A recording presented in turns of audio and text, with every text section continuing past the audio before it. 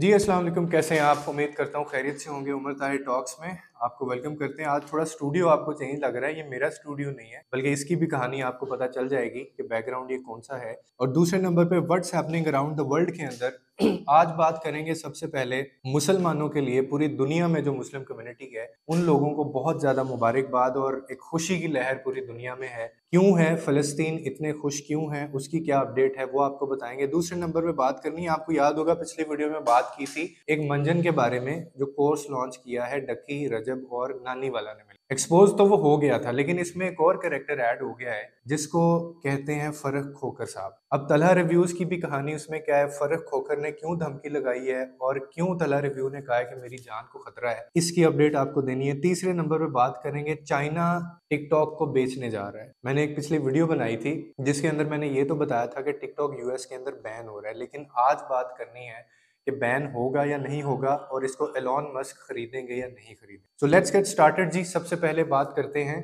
15 महीने बाद एक अपडेट, वो एक वक्त जिसको सबका इंतजार था। पैलेस्टाइन और जो इसराइल का एक डिस्प्यूट था वो फाइनली खत्म हो गया है अल्हम्दुलिल्लाह।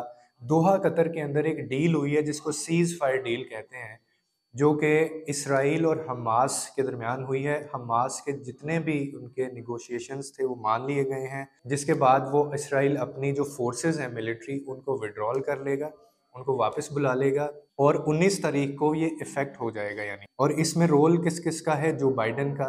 और आपको पता है ट्रंप 20 तारीख को बाकायदा अपनी सीट के ऊपर बैठ जाएंगे और उनका भी इसमें किरदार है। इसीलिए जो बाइडन ने ट्रंप का शुक्रिया भी अदा किया। और कल से आप वीडियोस देख रहे होंगे सोशल मीडिया के ऊपर फ़लस्तीन के हक में, और वो जो फ़लस्तीन में रहने वाले लोग हैं वो खुश हो रहे हैं, वो भंगड़े डाल रहे हैं। और पता नहीं 15 महीनों में शायद पहली दफ़ा ऐसा एक हम सीन देख रहे हैं कि जब बच्चों के रोने की आवाज़ नहीं आ रही, जब वहाँ पे बॉम्बिंग की आवाज़ नहीं आ रही, जब वहाँ पे बमबारी नहीं हो रही है, खून नहीं आपको नज़र आ रहा। और ये बहुत बड़ी डेवलपमेंट है, मैं आपको बताऊँ, ये बहुत बड़ी डेवलपमेंट है आपके लिए, मेरे लिए, हमारे बच्चों के लिए, क्योंकि दर्द तो हमारा एक ही था ना। अब वहाँ पे जो बच्चे मरते थे, वहाँ पे जो इनकी एक डिस्प्यूट चल रही थी 15 महीने से, जिसमें लाखों लोग बेघर हुए, लाखों लोग बेचारे अपनी जान की बाजी हार गए। अब वो डिस्प्यूट जो है वो ख़त्म हो गया है और इसमें काफ़ी पार्टीज़ इन्वॉल्व हुई हैं, जिन्होंने बाकायदा सीज़ फायर के नाम से डील है एक, जिसके अंदर ऑनवर्ड्स इसराइल हमास के ऊपर कोई हमला नहीं करेगा, हमास इसराइल के ऊपर कोई हमला नहीं करेगा। और जो इनके एक दूसरे के इन्होंने बंदे पकड़े हुए हैं वो बंदों को भी ये विड्रॉ करेंगे और छोड़ देंगे। और उम्मीद यही की जा रही है, और हमारी उम्मीद भी इंशाल्लाह ऐसी होनी चाहिए कि आइंदा इन जो दो मुल्क हैं इनका कोई डिस्प्यूट ना हो और हम एज ए कंट्री और ये जो एक दुनिया है वो एक ऐसे चीज़ की तरफ कदम बढ़ाए जहाँ पे खून खराबा ना हो, जहाँ पे कोई किसी किस्म का थ्रेट ना हो जिंदगियों को। तो ये मेरी तरफ से, मेरी टीम की तरफ से आप लोगों को बहुत बहुत मुबारकबाद इस चीज़ की। और यकीनन इस पे खुश होना चाहिए। और ये ऑफिशियल न्यूज़ मैं आपको दे रहा हूँ, ये डेवलपमेंट हो गई है। दूसरे नंबर पे बात करेंगे फ़र्रुख खोकर साहब की। आपको पता है इन रहते हैं काफ़ी ज़्यादा, और मैं फ़र्रुख खोकर साहब को ना इसलिए बड़ा पसंद करता हूँ क्योंकि वो इन फैमिली व्लॉगर्स के लिए ना बड़ा एक नाइटमेयर है, थ्रेट है। फ़र्रुख खोखर एक ऐसा कैरेक्टर है, जब माँ अपने बच्चे को ये कह के सुला देती थी ना कि सो जाओ बेटा गब्बर आ जाएगा, तो ये इतना डरते हैं ये फैमिली व्लॉगर्स इनसे, क्योंकि वो फैमिली व्लॉगिंग के खिलाफ हैं। वो कहते हैं कि तुम लोग पैसा बनाओ, मुझे कोई मसला नहीं है, तुम लोगों ने जितना पैसा बनाना है बनाओ, लेकिन ये एक जो तुमने यूथ को जिस तरफ लगा दिया है ना, माएँ बहनें दिखा के और ये फैमिली कंटेंट से पैसा बना के, बेहयाई दिखा के, ये काम छोड़ दो। अब होता ये है कि ये जैसे ही एक्सपोज हुआ इनका जो कोर्स था, तलहा रिव्यू एक क्रिएटर हैं जो कि मोबाइल से रिलेटेड उनकी अपडेट्स देते हैं, वीडियोस बनाते हैं। तलहा रिव्यू ने एक वीडियो बनाई जिसमें उन्होंने इनकी ऑडियो लीक वायरल कर दी, जिसके अंदर उन्होंने बात की हुई थी डकी, रजब और नानी वाला एक दूसरे को इस तरह की बातें कर रहे हैं कि यार वो रजब को साथ में ला लो, बड़े पैसे बन जाएंगे, और अगर 10,000 बंदा हमारे पास आ जाए तो हम लोग उसमें ये करेंगे कि हमारा 5 करोड़ तक हम पैसा कमाएंगे।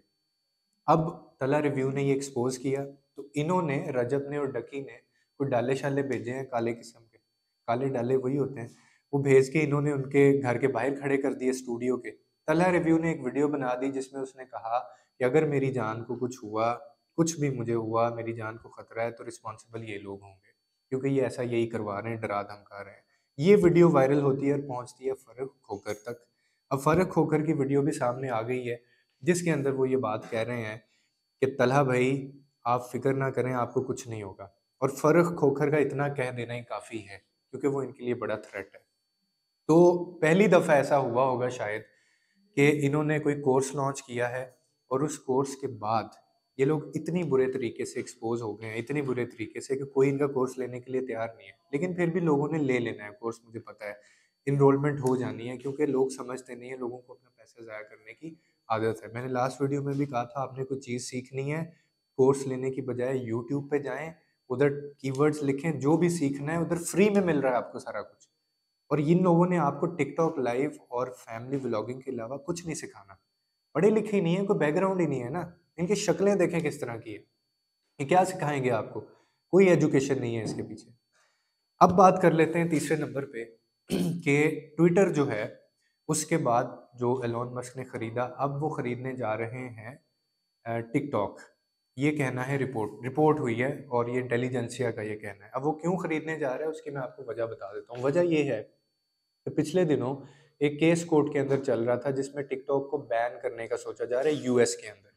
यूएस बैन इसलिए कर रहा है क्योंकि उनको लगता है कि ये सिक्योरिटी थ्रेट है, क्योंकि ये चाइना की कंपनी है और आपको पता है कि चाइना और जो यूएस है उनका आपस में फड्डा शुरू से चलता आ रहा है। दोनों अपनी प्रोडक्ट को लेके बहुत ज़्यादा पागल हैं और टची हैं। अब टिकटॉक को बैन किया जा रहा था यूएस के अंदर तो चाइना को ये बात बड़ी खटकी और चाइना ने कहा कि अगर हमारी ये टिकटॉक बैन हो गई यूएस के अंदर, यूएस में इतना बंदा हमें देखता है, इतनी प्रोडक्ट हमारी जाती है, तो हम तो उसमें फिर घाटे का सौदा होगा, ये इतना ज़्यादा व्यूवर हमारा डेड हो जाएगा।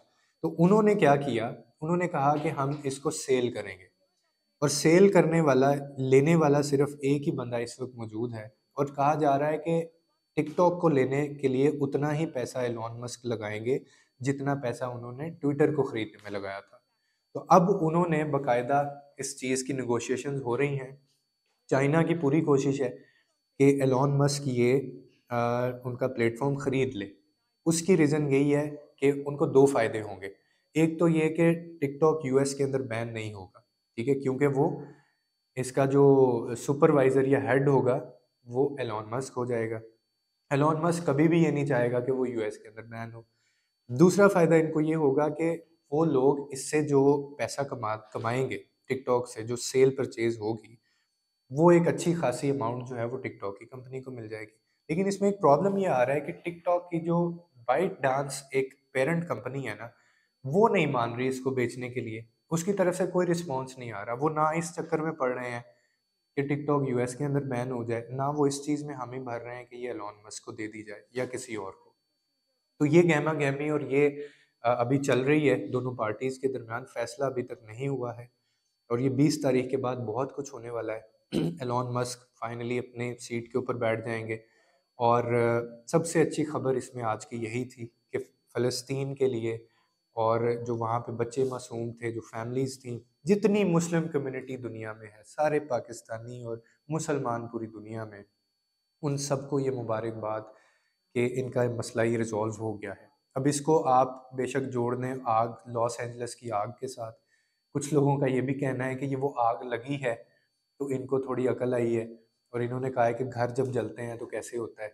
और वो ट्रम्प के एक बयान के बाद ही कंट्रोवर्सी चली थी और उसके बाद वो कह रहे हैं कि अल्लाह का अज़ाब था जिसकी वजह से उनकी तरफ से ये सारे जो स्टेप्स हैं उठाए गए हैं।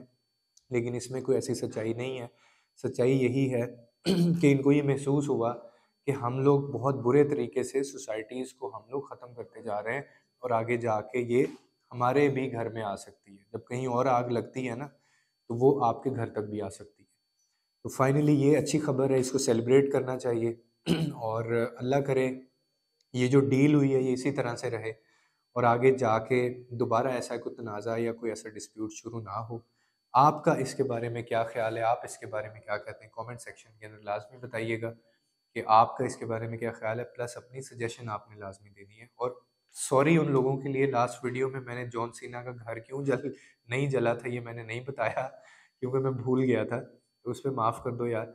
और कमेंट्स लाज़मी करें क्योंकि वो लोग जो कमेंट्स कर रहे हैं उनको ईमेल्स जा चुकी हैं, मैं पर्सनली उनसे बात करूँगा और हम उनसे आइडियाज़ शेयर करेंगे। हमने लोगों को शॉर्ट लिस्ट कर दिया है, ठीक है? तो आपका नाम भी उसमें हो सकता है, आपकी भी मुझसे बात हो सकती है, मैं खुद डायरेक्ट आपको कॉन्टैक्ट करूँगा और हम आइडियाज़ शेयर करेंगे। देखते रहिए उमर ताहिर टॉक्स और इंशाल्लाह लोगों के लिए आसानियाँ पैदा करें, रब आपके लिए आसानियाँ पैदा करेगा।